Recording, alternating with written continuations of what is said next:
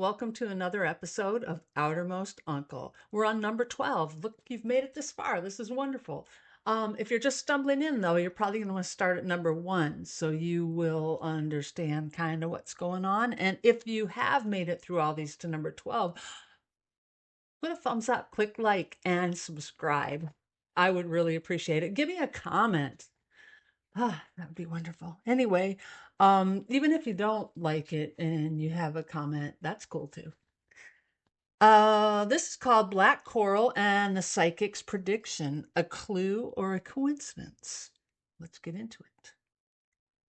From Nassau, I phoned Bob and we exchanged our usual topics of conversation.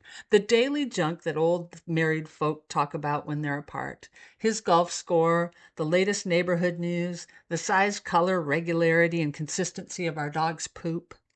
The mail, there was a small package from my cousin Kate. Years ago, I'd sent her a set of jewelry our Uncle Bill had given to our grandmother. Kate had emailed that she'd sent it back to me. The jewelry didn't make it in time for me to take it to San Salvador Island. It would have been cool to wear it there, but no big deal. During the layover in Nassau, we perused places Bill had photographed.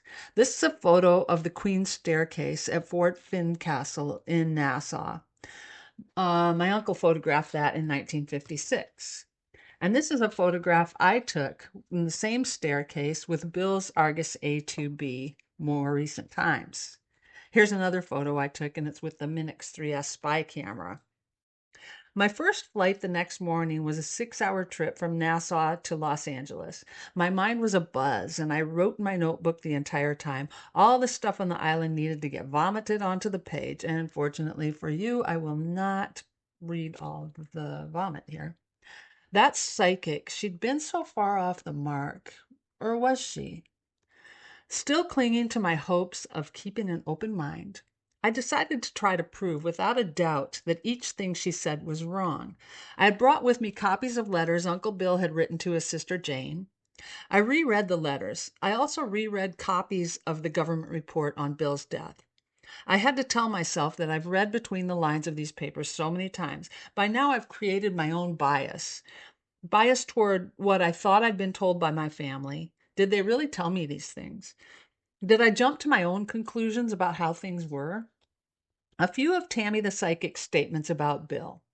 He just wanted to make money and retire in the Bahamas. He said he loved it there.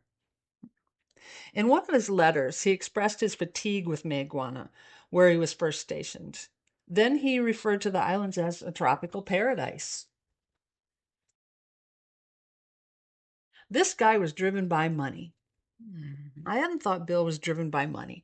I set out to disprove that and found a mention in a letter where he sold fish he'd caught for 20 cents per pound, noting that he had caught 55 pounds of fish that day. Why would a guy who has a decent job and no financial responsibilities need to sell fish for 20 cents a pound? That's $11. Tammy said he was up to something that wasn't on the up and up. Why was he in such a hurry to take the boat out a second time that day? Why did he take the boat without permission? Why did he plan to come back after dark? Was it truly to see what kind of monster fish was down there? It's a pain in the ass to clean a fish after dark. Was it truly to reach 300 feet in a hurry after dark? Tammy said he was an entrepreneur and had his hands in a lot of things. This business letterhead piques my curiosity. He's written a letter upside down on it. Was he running a service company on the side while working for RCA? Maybe he was wheeling and dealing. She said, I think he has a daughter. There's nothing to say he doesn't. If he does, I hope to meet her someday.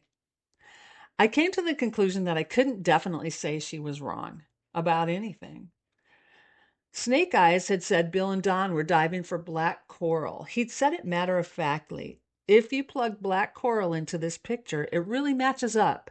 In 1958, it wasn't necessarily illegal to harvest black coral as it is now. I learned later that gathering and selling black coral back then would have been frowned upon. The U.S. employees had been instructed not to interfere in any way with the local dynamic. He flew on military flights, so his luggage wouldn't have been scrutinized as it is today. Black coral is deep sea coral, and he was a deep sea diver. He would have been returning to shore at a time when no one was around. Was that planned? So back in Washington State, as usual, I arrived home late at night. The next morning over coffee, I sorted the mail. Oh yeah, the package from Kate. I opened it, remembering the mid-century modern shape of the silver necklace and earrings. I pulled the pieces out of the packing material. A glance and immediate recognition. Why hadn't I noticed it before? Black coral set in silver.